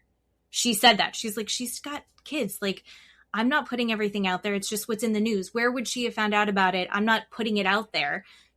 I'm not saying, hey, this is what just happened with the lawsuit. It's just what happened in the news. And that's when Rachel Zoe brought it up. But then later on, she's like, I'm going through hell. And Dorit's like, what do you mean you're going through hell? And it's like, but you did kind of know. It's just that we're not talking about it. So it's like, you can't bring anything to Dorit right now. Dorit doesn't have the bandwidth. A good friend would not be like, by the way, I'm also going through this really intense shit and I'm not okay. If it's this whole other thing, right? Like her for the whatever millions of dollars. Whereas Rachel Zoe can be like, I'm also going through this hellacious divorce. They're more in sync with each other. It makes sense that they can sit there and commiserate because there's not a lot that Erika can commiserate with Dorit right now. They're in totally different zones of like crisis. I just kind of think like, I think they do need a break from each other. I think hopefully one day they can get to better places just in their lives and maybe come back together and be good friends. I think that they're both in too much crisis right now to be supportive of each other in a real way. Yeah. That's what I think. I think Dorit needs to be supported and there's people who can. And then I think that Erika needs to be supported. Dorit's not one of those people. And Erika, I think, could be, except for that her skin is too thin right now to manage any of Dorit's shit without taking it personally. And that's just where it is. I think Kyle,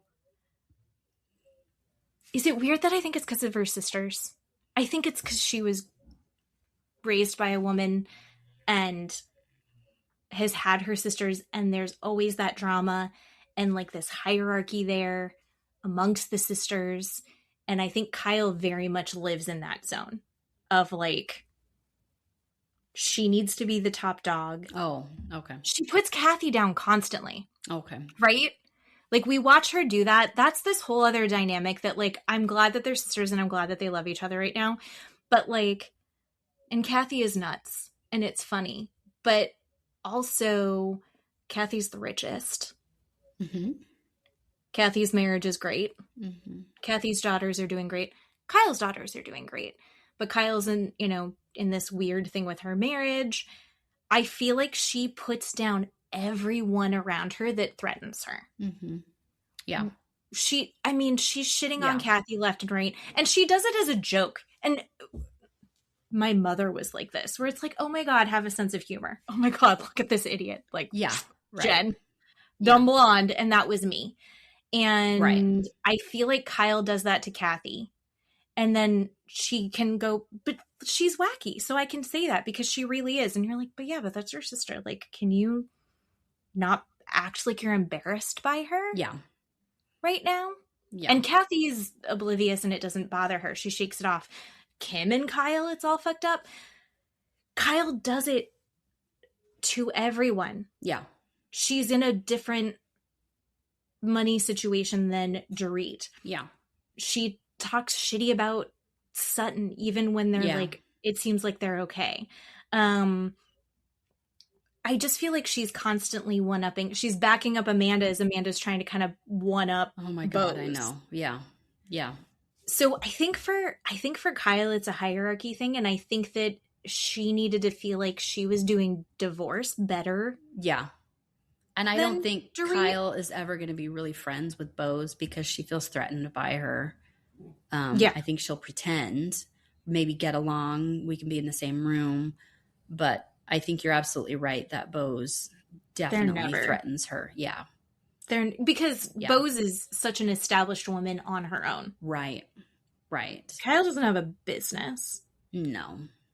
Kyle hasn't created this. People don't listen to Kyle, right? They listen to what Bose has to say because Bose is educated and has worked in the workforce, not being an actress, right? And people are going to listen and ask her for advice where they're not necessarily doing that with Kyle. And she definitely is threatened by that. Yeah, I think so.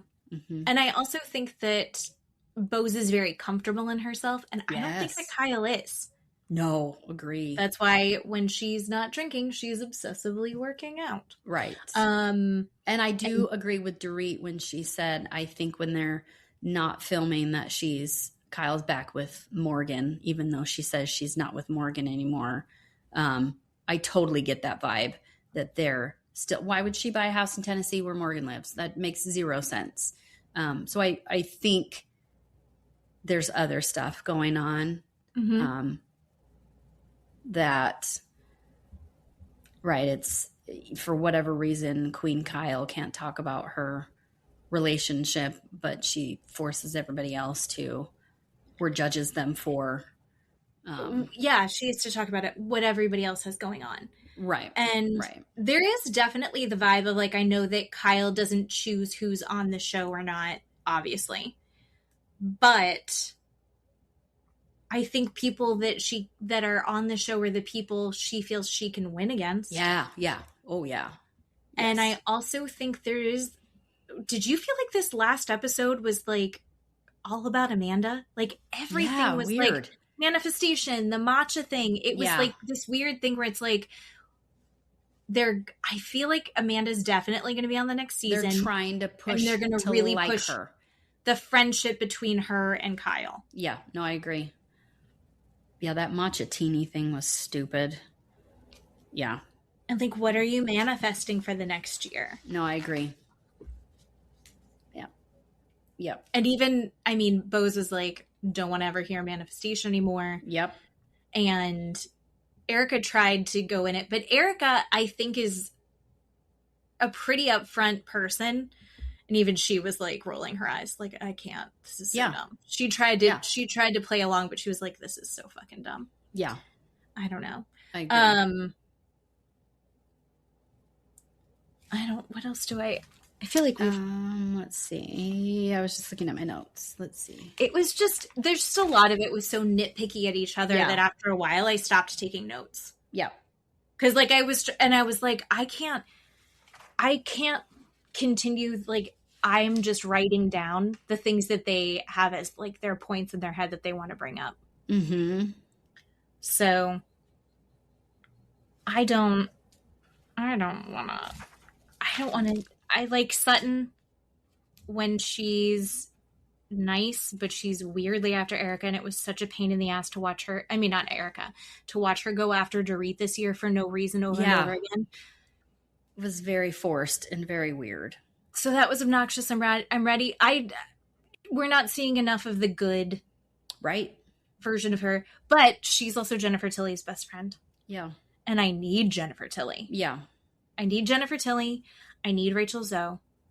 I need Bose. Kathy. I want Kathy. I need Kathy. I need Kathy at exactly the level that we have her. Right? Like, I don't want any extra Kathy because it's too much, but yeah, our anchors aren't getting along. And I don't even feel like Kyle and Erika are really good friends close enough. Like, I don't feel like their relationship is established enough to like look like anything other than an alliance. Sure. You know? Yeah. We didn't see them really doing much together. Right. This season other than dealing with Dorit. Right. So I want my reality shows to be slightly believable. If the whole thing is contrived, I need there to be a competition. I'm so excited about Love Island. Oh my God, right? So at least we have that coming for us. We do have that coming. That'll be too much. So happy. But I'm excited about Love Island. But like that's what I can do. Mm-hmm. I can't do this like pretending to be friends, being forced together, and just being assholes to each other. Right. And bringing up crazy weird shit. Yeah. And the internet getting involved. So anyway, we'll see. Going back, this is why Boat Show works so well. Yes. This is Rhode Island. Fantastic. Mwah. Yeah. Love it. Right. Valley. Yep. Beverly Hills. Down. 2 thumbs down. It's too rough. I know. And right now I'm just rewatching Downton Abbey. World War II just started. Oh, wonderful. Thomas got his hand shot because he doesn't like being at war. Love Downton Abbey. Downton Abbey's super, super good. So good. I started rewatching Girls. Lena Dunham. That's good. Watching that. I love Girls too. I love Girls. Yeah. I am a fan of Lena Dunham. I didn't read her book. I'm not quite sure exactly what the brouhaha about her is, but I like her, and so I started watching it again. I have not read her book yet either, but I do just love that she's on the podcast circuit and being interviewed everywhere because I think she's so funny. I think she's so super smart. I was just going to say that. Super smart. Yeah. I love her. I think she's like, I'm not saying that I'm the voice of my generation. I'm a voice of a generation. Yes. Oh, she's so good. Yes. So good. Oh, I want to see Caleb interview her. Oh my God, that would be amazing. That would be really good. I love that. That would be fun. Okay. Do we have anything else? I did watch right before we started recording, Miss Corey Richens from Utah get sentenced today. She's the one that killed her husband with fentanyl and then wrote the grief book about it. Oh, okay. Tell me more about this because I kind of know this, but I don't totally know this. Yeah, we talked about it a while ago. She had her jury trial live. Let's see, we are May, so I want to say February, March-ish. Yes. For kids, right? It was like a kid's book? Yeah, she wrote a kid's book afterwards. So it took them roughly 4 years to put 2 and 2 together that she killed him with fentanyl poisoning. And then during her trial, all these things came out where she was stealing. She's real estate, stealing. She stole money from her best friend, like her entire savings. Said she would buy a property and put the property in her own name, not her friend's name. Then her friend would just pay her because her friend was going through this divorce. Her friend would just pay her this mortgage every month and stole hundreds and hundreds of thousands of dollars from this woman and just spent it. And this woman is literally destitute with her children, young children, sleeping in her car because she has no house, no money, no nothing. All these things came out. I mean, she researched, basically how to kill someone with fentanyl poisoning. She had a couple of boyfriends on the side. And I'm trying to think and then she wrote that book. And it was pretty fascinating, her jury trial. She's very animated in her face. I don't believe she testified. Today was incredible. The entire day. It was 8 hours. No joke. 8 hour, the entire day. Because I told you they do this victim impact statements where people can get up and testify.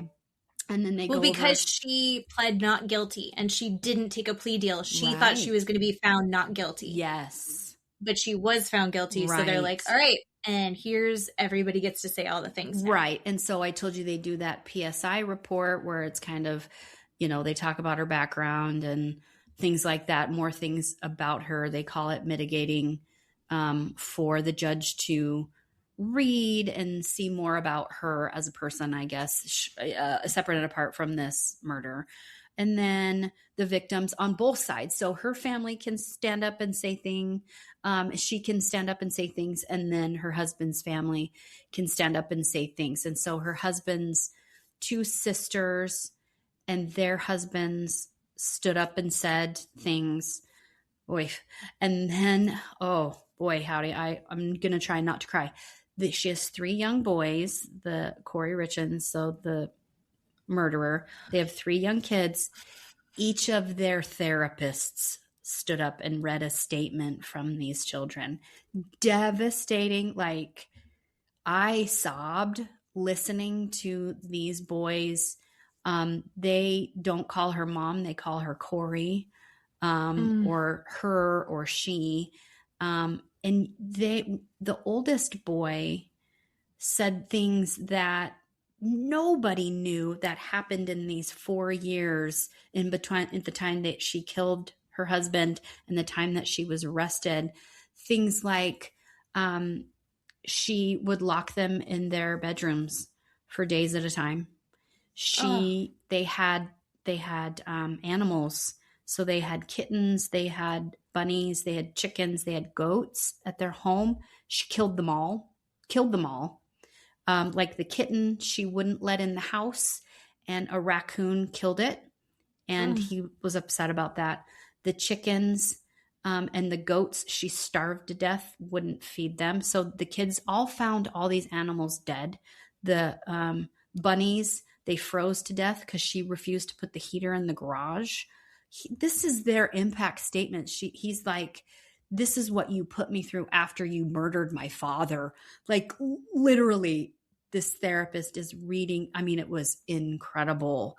And she is making these asshole faces at these therapists because she's at the podium, like say I am, and say the books behind me, the book and the cat picture are her. So you can see her looking at the therapist while she's reading, and she's rolling her eyes and going, opening her mouth and leaning forward and shaking her head no, and then whispering to her attorneys while her children are making these statements. Fucking incredible. And then this bitch gets up there and talks for like 40 minutes. I've been doing this a long time, people, in my history of watching these jury trials, either on YouTube or physically in my job, I have never seen what she did. She got up there for 40 minutes and read what she wrote, what she called a letter to her children. But everything was this passive aggressive attack at her children and at the people that are taking care of her children. So her husband's sister has custody of the boys. And so the aunt and uncle are raising these children. And even in one of the boys' letters, he says, I've never known what a safe and loving home felt like before I went to live with Aunt Katie. I've never felt safe. I've never felt okay until I went and lived with Aunt Katie. Oh my God. And then in this letter that she reads, this woman never takes responsibility, never addresses her husband's family like, I'm sorry. I took your son away from you. Never once apologizes. She doubles down and says, she's still saying she's innocent. Yeah. She doubles down and says, 8 strangers, from the street are allowed to come in and in less than 3 hours find me guilty of something they don't know anything about. And I'm just like, what the fuck? She reads this letter and says things like, when people around you are telling you things that aren't true, you need to know the truth, and that what these people are telling you are lies. Your whole life is a lie. Unbelievable. She said, I will never stop trying to get to you. I will call you every day. I will get out of here and I will show up on your doorstep. I'm not joking. And the irony behind what I just said was, before they started any impact statements, the state argued to have a protection order, a no contact order for life with her children forever. Forever. They argued to say she needs to never be able to speak to her kids again, ever. And I think I was in and out of listening because I was actually working this time, but I was in and out of listening, and I think the judge denied that and did not put in a protection order for the rest of her life with her children. So it is ironic. She read in her statement, I will call you every day. I will show up. I will be there. You will never get rid of me. I am your mother. And that is frightening. That's fucking terrifying. It is frightening. I mean, this was the energy she was giving off was, I will never leave you alone. I will always be your mother and I will always come for you. And it is shocking for her to say that. She had no empathy. She had no sympathy. She had nothing saying like, I'm sorry, you will never have your dad be in your wedding or see that your wife have kids or graduate college. Nothing. She never said. Unbelievable. Anyway, spoiler alert, the judge gave her life in prison without parole, which is what she should have gotten. And he even said, you are a dangerous person. Even if parole let you out, I gave you 25 years, probably in 30 years, you'd go up for parole. At that age, you'd be 66 by then. You'd still be dangerous. Like, it was really incredible. His sentencing was really... she's in like her early 30s? Yeah. Yes. Oh. Her kids are little, like 10 and under. Little. Oh, no. Little kids, which is even... So they were tiny when she murdered her husband. Yes. And they were all there in the house. They were upstairs asleep. And even the older one says, I remember the night that you murdered my father because I was asleep and you came in the room and woke me up and yelled at me and did all these horrible things to them. Right. And then lied about my dad and all this stuff. And it was very eye-opening, right? The extent, like more things you got to learn. Because, as the public, like I said, we don't get to see this PSI report that they do. That's all sealed. Nobody gets to read that except the attorneys and the judge. But we didn't know that she was basically emotionally abusing these children, right, for 4 years, and not taking care of them and blaming them for everything. And she did a lot of this fake cry stuff where I'm talking like this, but there's no tears and you're not crying. But she would do things like that while she was speaking. It was incredible to watch. The gall of this woman is insane. And then after that, after he sentences to her, he says to the attorneys, is there anything else we need to take up, counsel? I've pronounced sentence. We're going to end the recording. Her attorneys stand up and say, Judge, we're going to file a motion for a new trial. We want a date for that. And here's the thing with this, people that you don't know because you don't do what I do, but the attorney can't just orally move the court to do that. You are not allowed, even granted a new trial, unless you can prove that there's new evidence that you didn't know during the first trial, or that there is evidence that was not presented, right, that needs to be presented, that's in your client's favor. Usually that stuff doesn't happen for months down the road because, like I said, they find this new evidence or they go over the evidence that was allowed to be presented in front of the jury and say, hey, this wasn't allowed. We want a new trial because of this. They have to show that judge that. But she just orally stood up and said, we want a new date. And he goes, no, put in your paperwork for that, because he knows there's a way of doing these things. And I was just flabbergasted that they did that. Unbelievable. They're like, we're going to appeal this anyway. We want a new trial date. He's like, no. This isn't the same lady, but it reminds me of, and I'm familiar with it more because of the fact that, one, I know that we've talked about it, and two, there's a lady that does reenactments of it that are really funny on TikTok. The lady that was like, she was her own lawyer, and she had like blonde hair.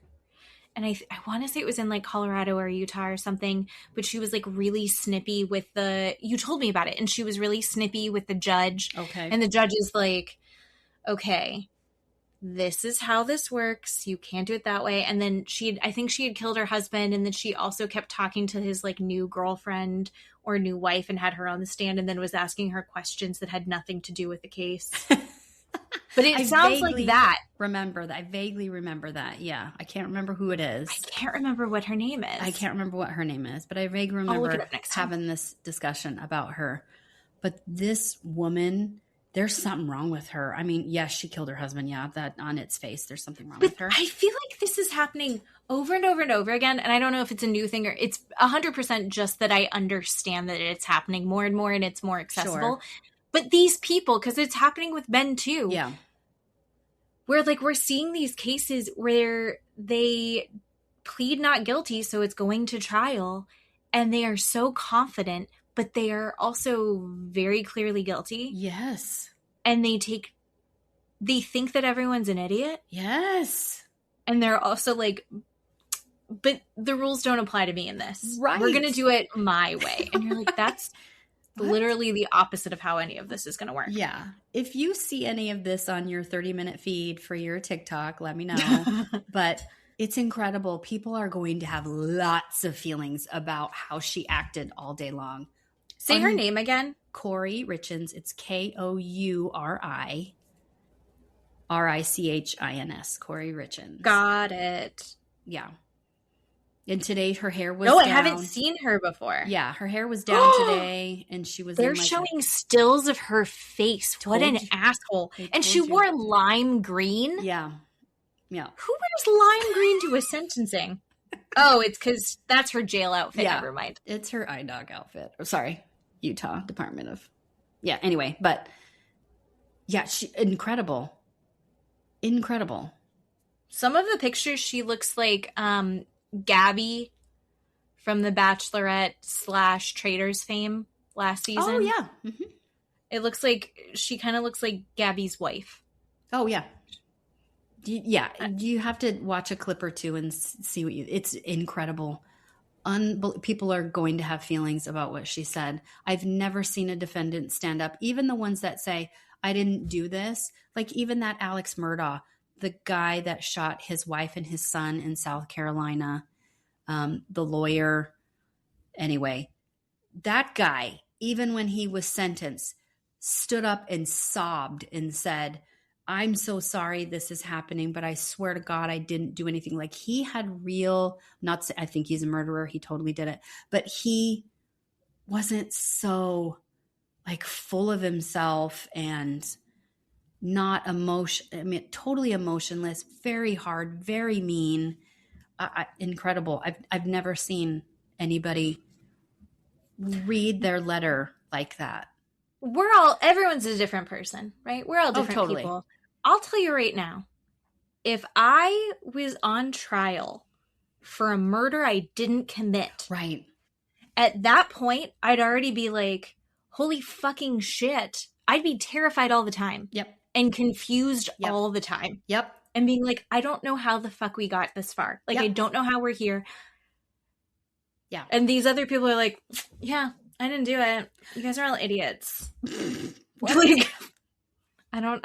Oh, yeah, wild. No. Okay. Yeah. That's good. Well, now that I've Googled it, it'll definitely pop up. Okay. Perfect. So, thank you for that. We'll talk more court cases and stuff like that, I'm sure. Oh, soon. Yeah. Yeah. There's somebody being a crazy person. Right. So now Beverly Hills is over and we have the Dark Valley. And so we'll definitely have time. We'll have time. Yeah. And how dark? I can't even watch 90 Day Fiancé. That's all gotten too dark. Oh my gosh. Right. I won't even look at it. It's too dark. Everything's too dark. I know. Come on, Love Island. Oh my gosh. Speaking of 90 Day Fiancé, I don't even know if I should bring this up or wait till next week. But do you remember the guy Jeffrey from 90 Day Fiancé that was dating Varya in Russia that got in prison for domestic assault on somebody else?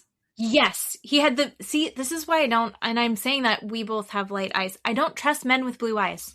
Anyway, and my sons have blue eyes. I watched his episode on Netflix, My Worst Ex, or The Worst Ex Ever, or something like that. Yeah. We've talked about it before, but I just wanted to see his episode. It's only like an hour long. Oh my God, it's even worse than we even thought. You have to watch that. That's so good. But did it have the woman from the 90 Day Fiancé thing where he had like the friend who he was like dating? Yeah. But then he also kept bringing the Russian, and it was like he was kind of yes trying to see if he could do both at the same time. Yes. Yes. Was she in it? Yes, and she was the one that he beat within an inch of her life. Yes. Yes, not the Russian, but the other girl. Yeah. It was so sad. And he's been married 4 other times and had all the 4 wives on there talking about him and his adult children and his new children. Like, this man is a menace, needs to be locked away for a really long time.